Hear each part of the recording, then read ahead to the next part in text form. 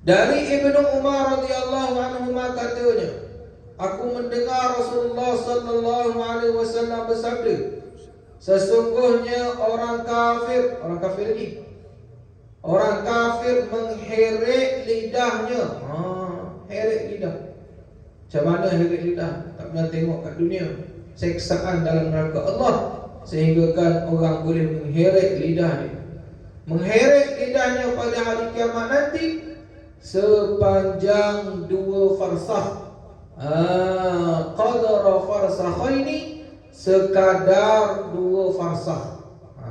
2 farsah ni maksud 2 farsah ni. 2 farsah ni maksudnya lebih kurang 6 batu. 6 batu. Tuan yang pandai matematik 6 batu, saya study tadi. 6 batu ni lebih kurang 9.6 km. Difokuskan kepada orang kafir. Tapi kita pun kena jaga-jaga jugalah. Walaupun difokuskan kepada orang kafir, tapi pengajaran untuk kita.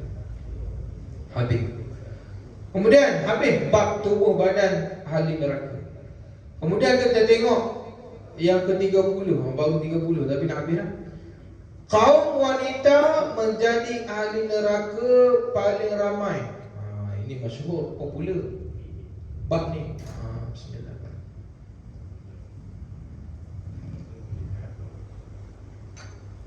Sebab itu wanita ni tuan-tuan, orang perempuan, mereka ini, minta maaf ya, mereka ini ialah hiasan dunia. Hiasan dunia. Hiasan dunia. Hiasan, sebut kata hiasan ni indah lah. Tetapi kalau tak boleh jadi hiasan dunia, dia jadi sebaliknya, dia jadi fitnah kepada dunia. Bila fitnah kepada dunia, tu masuk dalam hadis ni lah, iaitu kaum wanita ahli neraka paling ramai. Wal'iyadzubillah. Kita jauh mak kita, isteri kita, anak perempuan kita, kaum kerabat perempuan kita daripada termasuk dalam golongan ini. Amin. Maksudnya dari Usamah bin Zaid radhiyallahu anhu, dari Nabi sallallahu alaihi wasallam sabda Nabi, aku berdiri di pintu syurga. Nabi berdiri di pintu syurga, maka aku melihat, ni baru berdiri di pintu syurga, maka aku melihat, yakni Nabi melihat paling ramai orang yang memasuki syurga ialah di kalangan orang-orang miskin. Orang miskin dikurang beban. Kenapa tak sebut orang kaya masuk syurga ramai? Seorang kaya ni dia banyak benda yang perlu dijawab oleh Allah. Kat dunia senang enak, dekat akhirat banyak benda yang akan disoal, akan ditanya oleh Allah tentang apa yang dimiliki dalam dunia. Orang ramai anak, banyak soalan. Banyak harta, banyak soalan. Sebab itu dalam hadis ini Nabi kata yang ramai masuk dalam syurga ialah orang miskin, kerana orang miskin itu kurang amanah yang ditanggung, gitu. Dan orang miskin ini dia sabar dengan ujian Allah, gitu. Sama lagi, dan orang-orang yang mempunyai kekayaan ditahan dahulu. Ni orang yang kaya ditahan dulu daripada masuk ke dalam syurga Allah SWT. Tetapi ahli neraka pula diperintah supaya memasuki neraka. Dan aku berdiri di pintu neraka, dan aku dapati kebanyakan orang yang memasuki neraka ialah orang-orang perempuan. Ini hadis sahih ni, riwayat Muslim. Jadi kena jaga sungguh isteri anak perempuan kita daripada termasuk dalam golongan ini. Nabi baru dulu di pintu neraka, nampak dah orang perempuan paling ramai dalam neraka. Sebab apa? Mari kita tengok dalam hadis yang lain. Sebab apa Nabi tengok orang perempuan paling ramai. Dan aku melihat neraka, kata Nabi SAW, Tiba-tiba di dalamnya aku tidak melihat pemandangan seperti hari ini. Dari segi dahsyatnya, maknanya Nabi tengok pemandangan dalam neraka itu sangat dahsyat. Dan aku lihat kebanyakan ahli neraka dari kalangan orang-orang perempuan. Lalu Nabi ditanya, dengan sebab apa ya Rasulullah? Sebab apa ramai sangat orang perempuan dalam neraka itu? Nabi SAW menjawab, dengan sebab mereka kufur. Betul saya pernah saya sebut kat mana tak ingat. Perkataan kufur dengan kafir dia berbeza.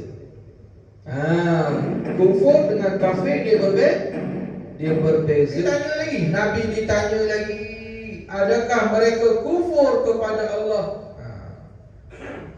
Sabda Nabi sallallahu alaihi wasallam, mereka kufur terhadap teman hidupnya.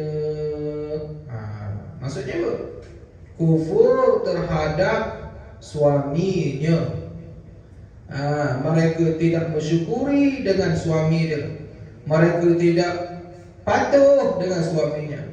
Mereka ingkar dengan suaminya. Nampak? Sebab itu orang perempuan senang. Dia taat kepada suaminya, dia boleh masuk pintu mana-mana syurga. Mana-mana pintu syurga. Begitu. Banyak orang tanya saya, Ustaz, amalan apa lagi yang saya nak buat amal ni? Jawapan saya ialah taat suami satu sahaja. Tak ada yang lain. Bagi orang perempuan itu saja taat suami. Kemudian selepas itu dia melihat sesuatu yang tidak kena darimu. Suami ni buat baik sepanjang masa dah, tolong basuh pinggan, tolong masak, tolong basuh berak anak. Tapi ada satu dia tak kena.